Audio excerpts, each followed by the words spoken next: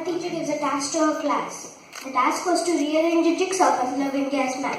The class tried hard, put their heart and soul into it. However, they failed to do so. Disappointed, the children seek the teacher said. The teacher smiles and says, "Today's exercise is not just about building a map. It has deep thought in it. Now flip the puzzle pieces over and see if you find the way out." The class do as told. And to their surprise, they find the parts of a man on the other side of the puzzle pieces. They quickly put together the parts of a man, while on the other side, India was ready. So the moral of the story is, it's easy to build a map, but it's difficult to build a human with a good character. Not just build a good human, but connect human to human. Build and unite the human, build the nation.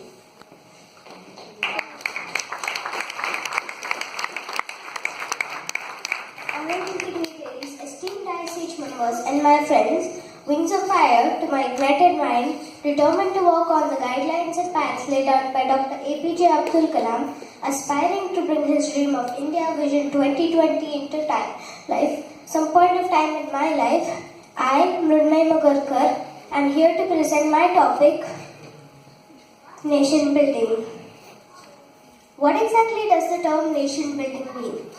As I googled this topic, I found out that this is a very deep and very vast subject, and it has got different meanings to different people. It literally means building a nation, or it can also mean constructing or structuring national identity. So, let's have a simple example to learn what is nation building. So, let us consider India as our dream home. We would all like to have one, wouldn't we? So, it has a good strong foundation and pillars. Likewise, India has a good foundation of our ancient civilization and these four pillars: governance and administration, economic development, land and capital, and social development. And every time the family's needs change, we change the house to fit the requirements of the people that live in it. We do the same with the country. So likewise, we do the same. So now, we usually buy this house on a loan, don't we? So, likewise, we have got this big country on a loan too. We are in debt to all of those who sacrificed their lives to set us free from the British rule. We are in debt to all those soldiers who are standing on the borders 24/7, 365 days, safeguarding our families and friends. To me, nation building is this feeling of gratitude. When this ownership will awaken in every mind of every Indian, to me that is the first step in nation building. So, the problems in nation building. As the nation evolved and developed, many problems were bound to occur.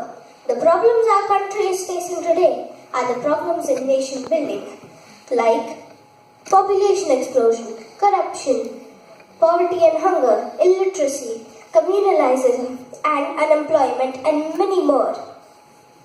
However, the biggest concern to me is lack of active participation by the productive human resources. However, losers discuss problems, but winners discuss solutions.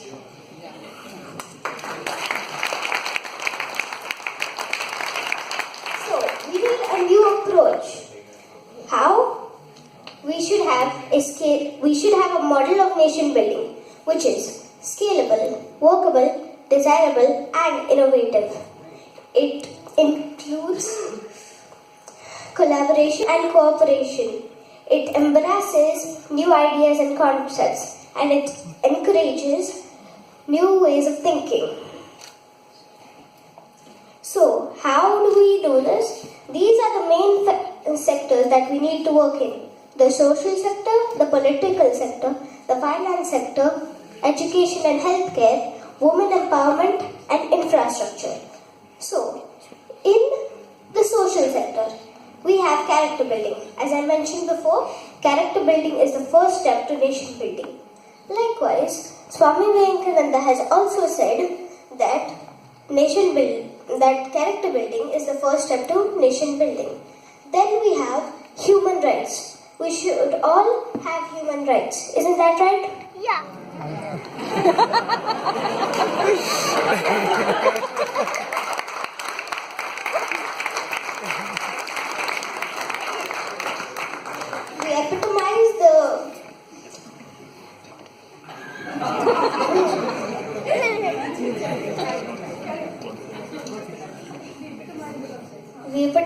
concept of global village and unity in diversity and many more.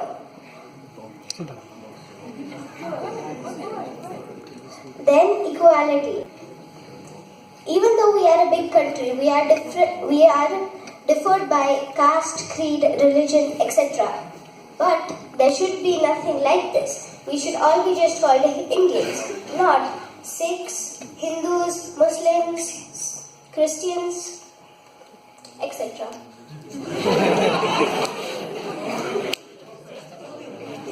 So, in the political sector, let us say no to corruption.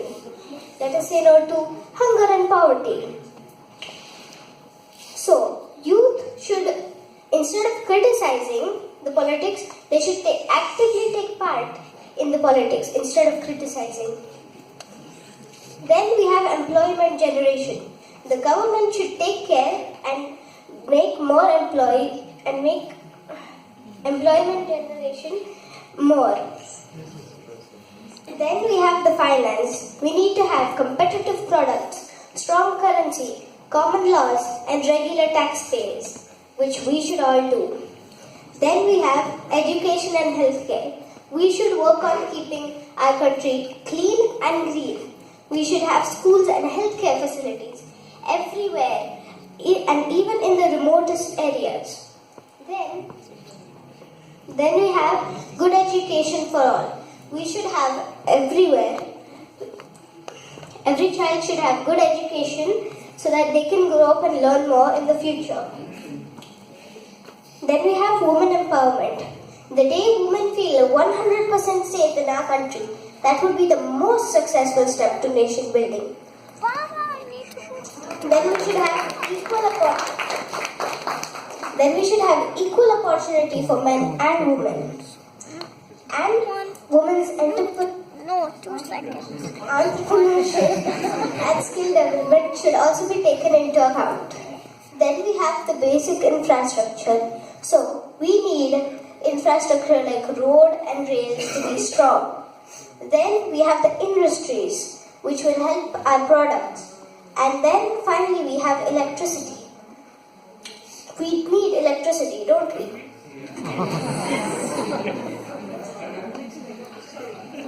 I'd like to end with this poem of Rabindranath Tagore. Where the mind is without fear and the head is held high, where knowledge is free, where the world has not been broken up into fragments by narrow domestic walls, where the mind is led forward by thee, into the ever-widening thought and action, into that heaven, my Father, leave my country awake.